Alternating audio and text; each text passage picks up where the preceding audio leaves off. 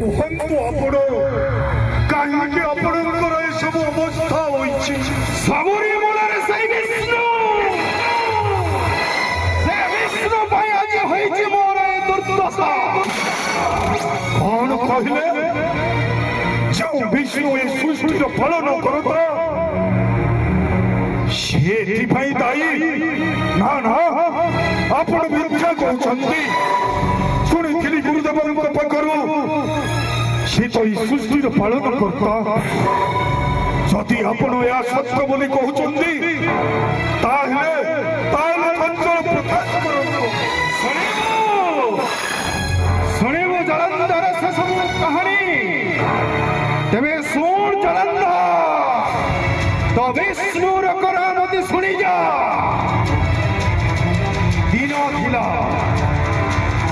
ଯେତେବେଳେ ଦେବତା ଓ ଦାନବଙ୍କ ମଧ୍ୟରେ ନଥିଲା ପାର୍ଥକ୍ୟ, କିନ୍ତୁ ଦେବତା ମାନେ ହେବା ପାଇଁ ଉଚ୍ଚାସୀନ କଲେ ଅଭିଳାଷ, କିନ୍ତୁ ନଥିଲା ସାମର୍ଥ୍ୟ ଦେବତାଙ୍କ ଦାନବଙ୍କ ପରି। ତାପରେ କଣ ହେଲା? ତାପରେ ସେମାନେ ବିଷ୍ଣୁଙ୍କ ପରାମର୍ଶେ ଏଇ ସାଗରକୁ ସେମାନେ ଚାହିଁଲେ କରିବା ପାଇଁ ସମୁଦ୍ର ମନ୍ଥନ। ଏ ତ ଅସମ୍ଭବ କଥା। ସେଇ ସମୁଦ୍ର ମନ୍ଥନ ପାଇଁ ଯେତେବେଳେ ଚିନ୍ତା କଲେ ଦେବତାଗଣ, ସେମାନେ ଆସି ସାହାଯ୍ୟ ଭିକ୍ଷା କଲେ ଦାନବଙ୍କୁ ମଧ୍ୟ। ଦାନବଙ୍କ ପାଖରେ ସାହାଯ୍ୟ ଭିକ୍ଷା କଲେ? ଯେମିତି ସାହାଯ୍ୟ? ଶୁଣ ଧୀର ମନେ ଶୁଣ ଜଳନ୍ଧର। ଯେତେବେଳେ ସମୁଦ୍ର ମନ୍ଥନ ହେଲା, ଗୋଟିଏ ପଟେ ଦେବତାଗଣ ଆଉ ଗୋଟିଏ ପଟେ ଦାନବ ବାହିନୀ। ସମୁଦ୍ର ମନ୍ଥନରୁ ବାହାରିଲା ଅନେକ ଜିନିଷ।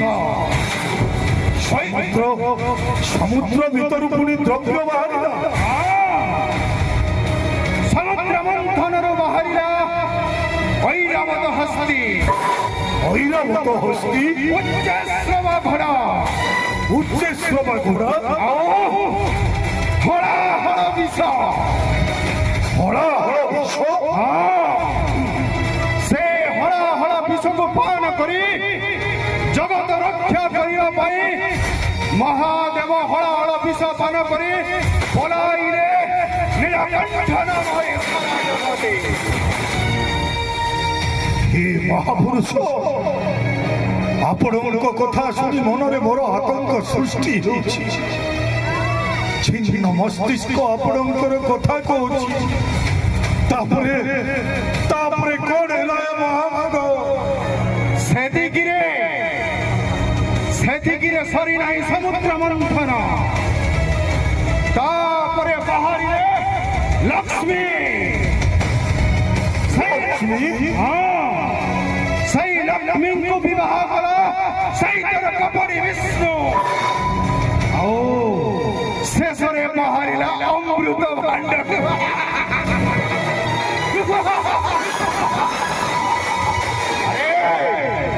ଯିଏ ସେଇ ଅମୃତ ପାନ କରିବ ସିଏ ହେବଟି ଅମର। ଅମୃତ ଏଭଳି ଏକ ପଦାର୍ଥ ଯାହାକୁ ପାନ କଲେ ଅମର ହୋଇଯାଆନ୍ତି। ତାପରେ କଣ ହେଲା? ତାପରେ କଣ ହେଲା ଜାଣ ଜଳନ୍ଧର? ଅମୃତ ଭାଣ୍ଡକୁ ଦେବା ପାଇଁ ବିଷ୍ଣୁ ରଚି ଦେଲା ମାୟା। ମାୟା? କିନ୍ତୁ କାହିଁକି ଜାଣୁ? ଦେବତା ମାନେ ଅମର ବି ସବୁଦିନ ପାଇଁ ଅମର ହେଇଯିବେ। ଏହା ଥିଲା ସେ କପଡ଼ି ବିଷ୍ଣୁର ଗୋଟିଏ ମାୟା। ଆଉ ସବୁଦିନ ପାଇଁ ଦାନବ ବାହିନୀ ରହିଯିବେ ପାତାଳ ପୁରୀରେ।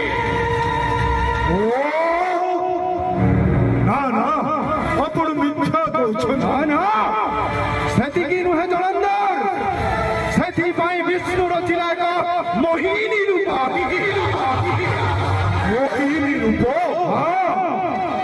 ଗୋଟିଏ ପଟେ ଦେବତା ମାନେ ଆଉ ଅନ୍ୟ ପଟେ ଦାନବ ବାହିନୀ। ବିଷ୍ଣୁ ମୋହିନୀ ରୂପ ଧରି ଅମୃତ ଭାଣ୍ଡ ପରସିଲା ଦେବତାଙ୍କ ମଧ୍ୟରେ। କିନ୍ତୁ କିନ୍ତୁ କିନ୍ତୁ କଣ ମହାମାନ? ମୁଁ ରାହୁ ଦେଖିଦେଲି ବିଷ୍ଣୁର ଏକ ପଟି ମାୟା। ତାପରେ ଆପଣ କଣ କଲେ? ମୁଁ ମଧ୍ୟ ଏକ ଦେବତା ରୂପ ଧାରଣ କରି ବସିଗଲି ସୂର୍ଯ୍ୟ ଚନ୍ଦ୍ର ଦେବଙ୍କ ମଧ୍ୟରେ। ତାହେଲେ ତ ଆପଣଙ୍କୁ ଅମୃତ ମିଳିଯିବ ନିଶ୍ଚୟ। ନା ପୁଣି ସେହି ମାୟା କଲା ବିଷ୍ଣୁ। ସୂର୍ଯ୍ୟ ଚନ୍ଦ୍ରଙ୍କୁ ଦେଇନ ଅମୃତ ମତେ ଛାଡ଼ି ପଳାଇଲା ଆଗେ। ତାପରେ ସୂର୍ଯ୍ୟ ଚନ୍ଦ୍ର ହସ୍ତରେ ଅମୃତ ପାନ କରୁଥିବା ଛଡ଼ାଇ ଆଣିଲେ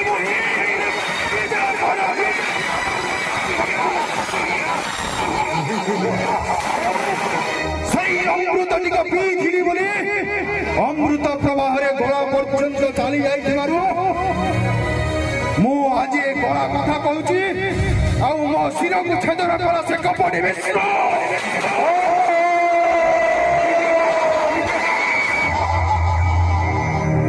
ବିଷ୍ଣୁ ତୁ ଜାଣିନି ତ ଜଳନ୍ଧର କେତେ କପଟି ସେଇ ବିଷ୍ଣୁ।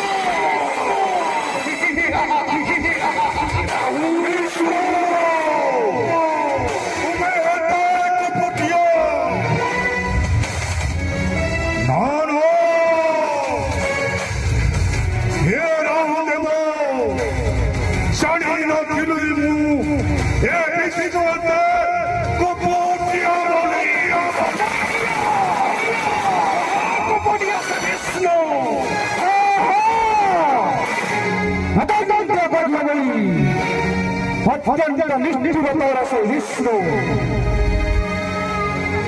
ତାହାରି ପାଇଁ ମୁଁ ମଧ୍ୟ ହରାଇଛି ମୋର ଏକ ଚକ୍ଷୁ। ପ୍ରଣାମ ଗୁରୁଦେବ। ଯଶସ୍ୱୀ ହେବ। ରାହୁଙ୍କ କଥା ଶୁଣିଲା ପରେ ତ ସେ ବିଷ୍ଣୁ ଉପରେ ମୋର କ୍ରୋଧ ଜାତ ହେଉଛି। ମାତ୍ର ଆପଣ ଏ କଣ କହୁଛନ୍ତି ଗୁରୁଦେବ? ହଁ ବସ। ଆପଣଙ୍କର ଗୋଟିଏ ଚକ୍ଷୁ ସେ ବିଷ୍ଣୁ ପାଇଁ ଅଛି। ହଁ ସେ ବିଷ୍ଣୁ ପାଇଁ। ମୁଁ ତ ଭାବୁଥିଲି ଆପଣ ବାଲ୍ୟ କାଳରୁ ଏକ ଚକ୍ଷୁ ବିଶିଷ୍ଟ।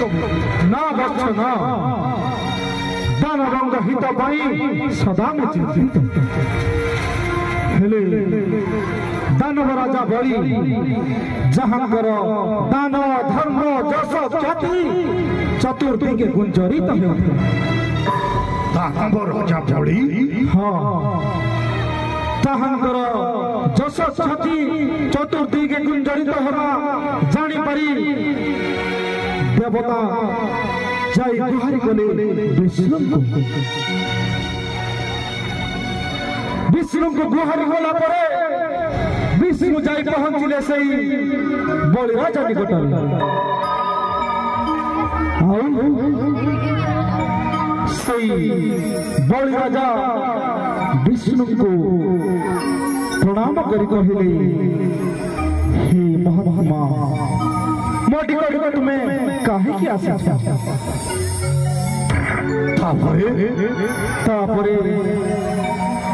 ତାପରେ ବିଷ୍ଣୁ ବାମନ ରୂପ ଧରି ଯାଇଥିଲା ସେଇ ବଳିର ନିକଟେ। ବାମନ ରୂପ? ହଁ, ବାମନ ରୂପ। ବିଷ୍ଣୁ ବାମନ ରୂପ ଯାଇ ପ୍ରବେଶ ହେଲା ସେଇ ବଳିର ନିକଟେ। ତାପରେ ସେଇ ବଳି ରାଜାଙ୍କୁ ଭୂମିଦାନ ମାଗିଲା। ଭୂମିଦାନ? ହଁ ବତ୍ସ, ଭୂମିଦାନ।